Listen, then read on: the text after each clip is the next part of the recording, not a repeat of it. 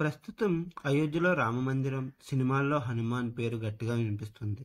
Indian super hero మూవీగా ఈ చిత్రం సంక్రాంతి బరిలో ప్రేక్షకుల ముందుకు వచ్చి థియేటర్స్ దగ్గర దొరకని పరిస్థితి నుంచి వేరొకరికి థియేటర్స్ అడిగి మరీ ఇచ్చే స్థాయికి హనుమాన్ మూవీకి ప్రేక్షకాదరణ పెరిగింది.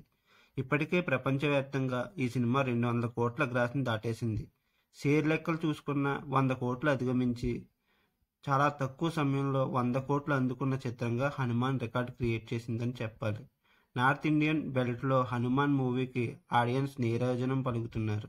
లాభాలు లెక్కలు చూసుకుంటే ఇప్పటి వరకు 70 కోట్ల పైనే నిర్మాతకు వచ్చి ఉంటాయని అందరూ అనుకుంటారు. అయితే ఈ మూవీ ద్వారా నిర్మాతకి నిరంజన్ రెడ్డికి హనుమాన్ ద్వారా వచ్చే లాభాల్లో ఎలాంటి వాటా లేదంట.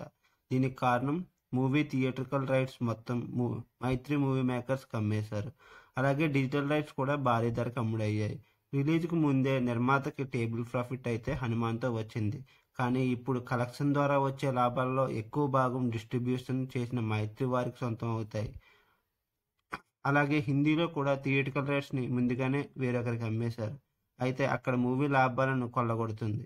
ఓవర్సీస్‌లో కూడా ఇంచుమించు అదే పరిస్థితి. $4 మిలియన్ పైగా ఇప్పటి వరకు ఈ మూవీ కలెక్ట్ చేసింది.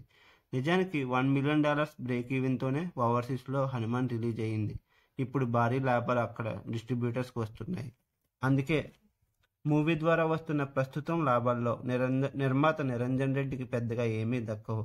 మూవీ ఇంకా 50 నుంచి 100 కోట్ల గ్రాస్ వరకు లాంగ్ రన్‌లో కలెక్ట్ చేసే అవకాశం ఉందని ట్రేడ్ పండితులు చెబుతున్నారు.